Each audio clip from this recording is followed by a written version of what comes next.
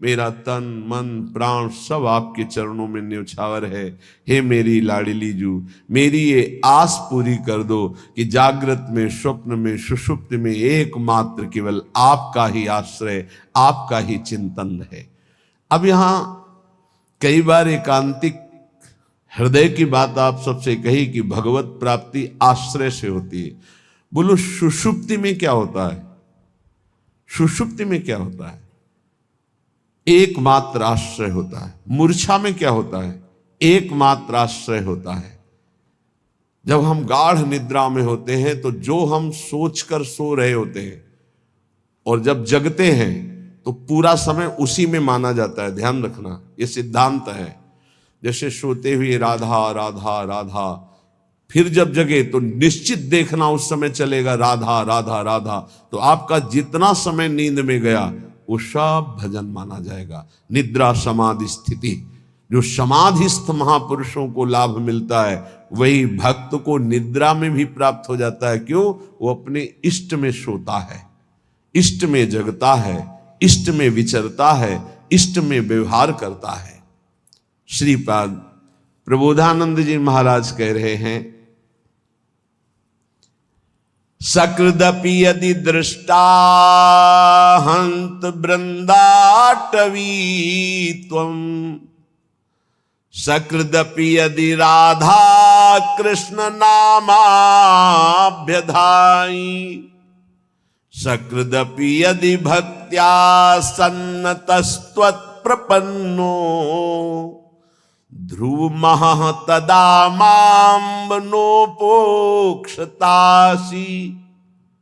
आहा,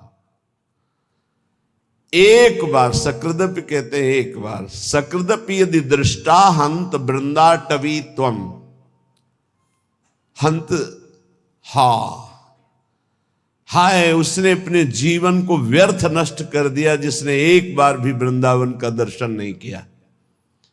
और यदि एक बार वृंदावन का दर्शन कर लिया जीवन में एक बार, वो कभी नरक नहीं जाएगा, उसकी कभी दुर्गति नहीं हो सकती।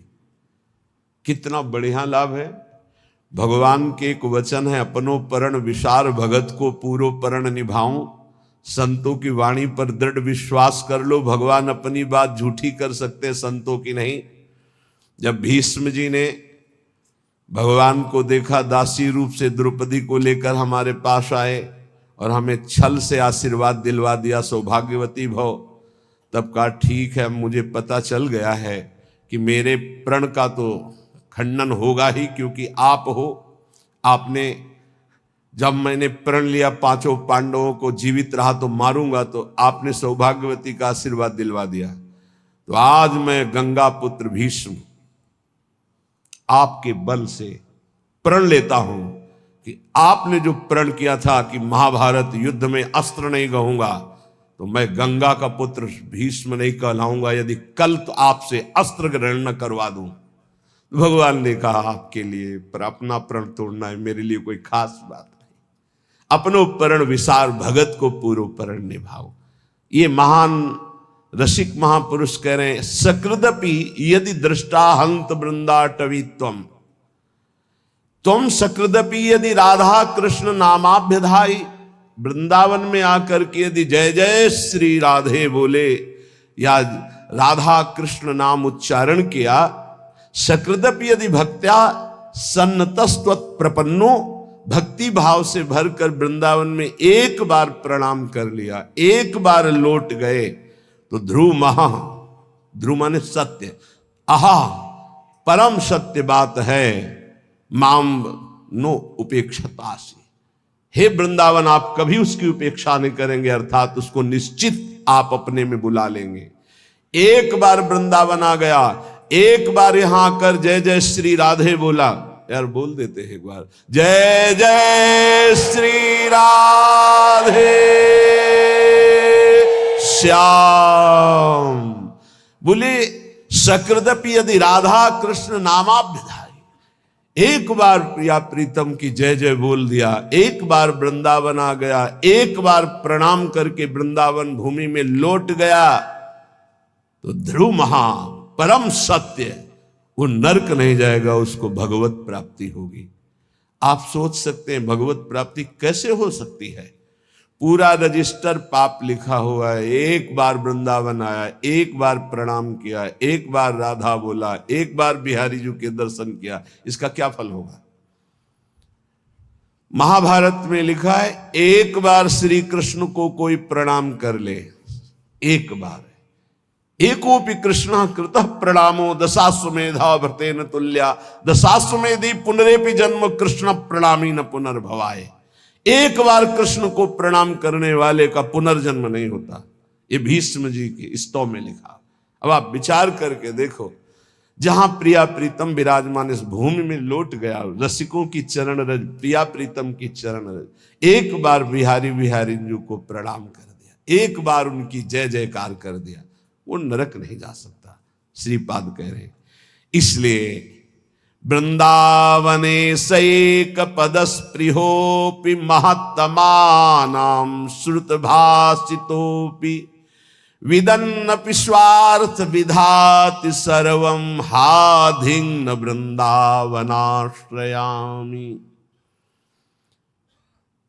महापुरुषों के वचनों में भी तुम विश्वास नहीं करते हो, कैसा तुम्हारा जीवन है? कम से कम अन्य बातों पर विश्वास ना करो, महापुरुषों के वचनों में तो विश्वास कर लो। महत्तमानां श्रुत भाषितोपि, सुन रहे हो तुम, महापुरुष जन वचन बोल रहे हैं।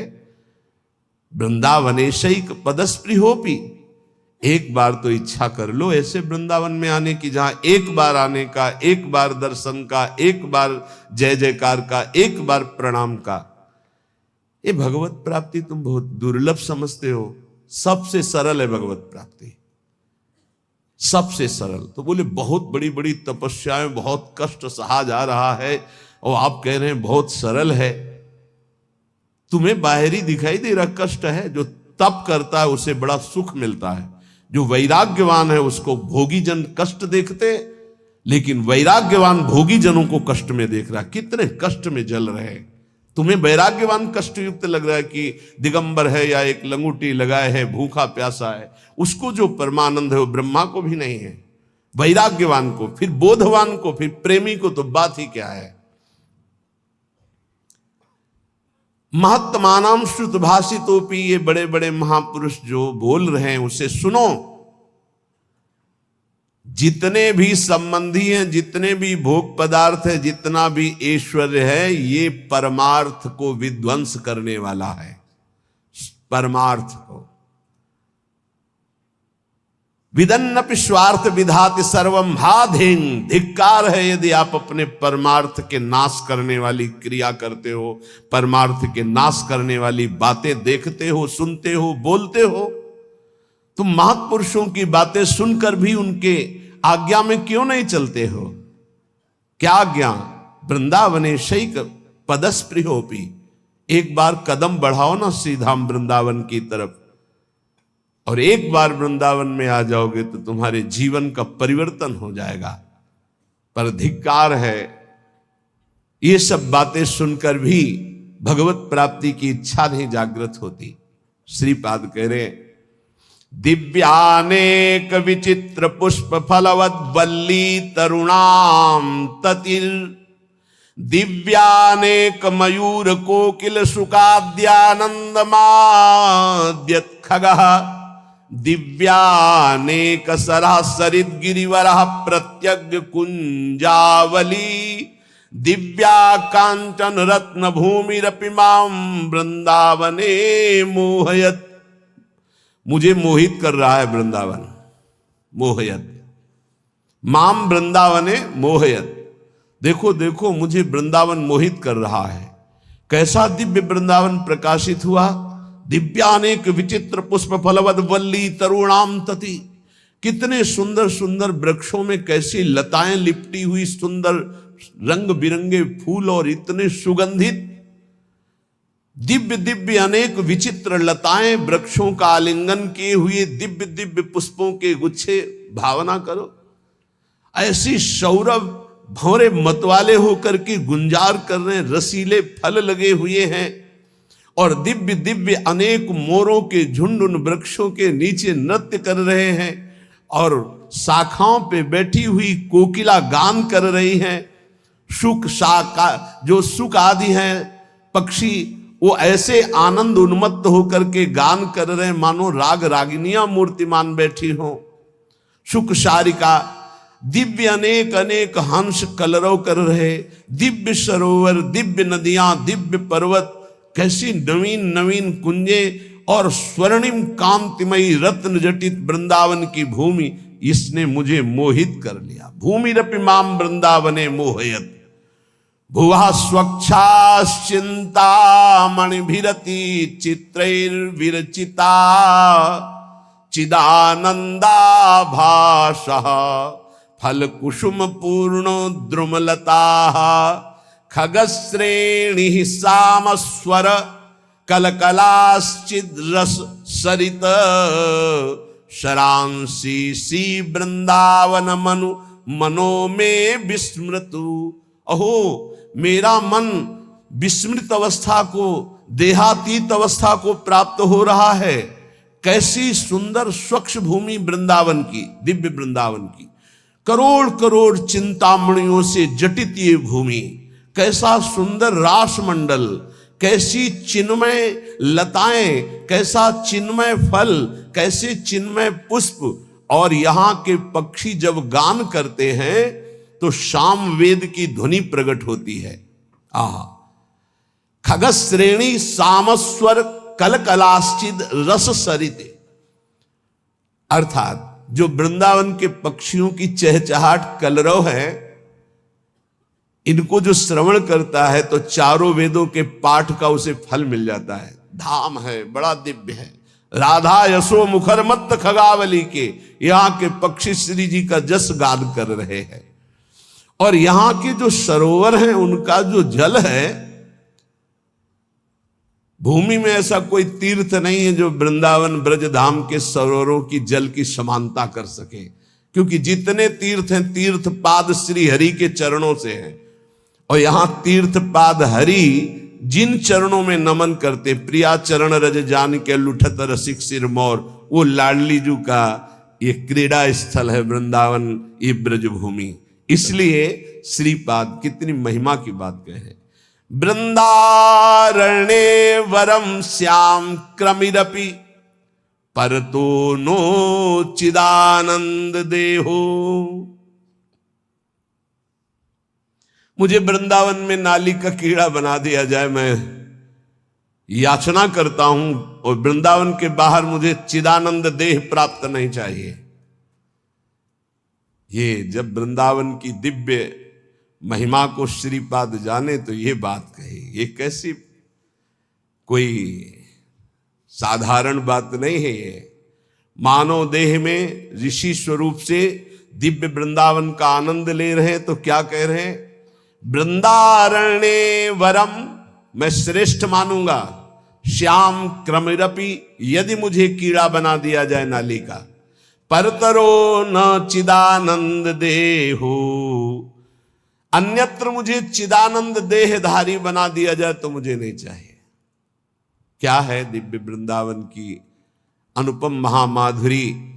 श्री भट्ट देवाचार्य जी कह रहे हैं, यदि वृंदावन के बाहर मुझे हरि भी मिले तो मैं आंख उठा के नहीं देखूंगा। विपिन राज सीमा के बाहर हरि हूं को न निहार, रे मन वृंदा विपिन निहार। यद्यपि मिले कोटि चिंतामणि तौ न हाथ पसार। जय श्री भट्ट धूलि धूसर तन, यह आशा उर्धार, रे मन वृंदा विपिन निहार। ए भाई, वृंदावन के बाहर हरि भी हो तो आंख मत लड़ाना, मत आंख उठा के देखना, क्योंकि वृंदावन के बाहर होते हुए चतुर्भुज नारायण रूप हो गए। यही ब्रह्महृद क्रूर घाट से बाहर होते ही प्रभु का स्वरूप, चतुर्भुज स्वरूप भगवान का अद्भुत वैभव प्रकाशित हो गया। क्योंकि वहीं देखा अक्रूर जी ने कि अनंत शेष सैया पर शयन करने वाले चतुर्भुज नारायण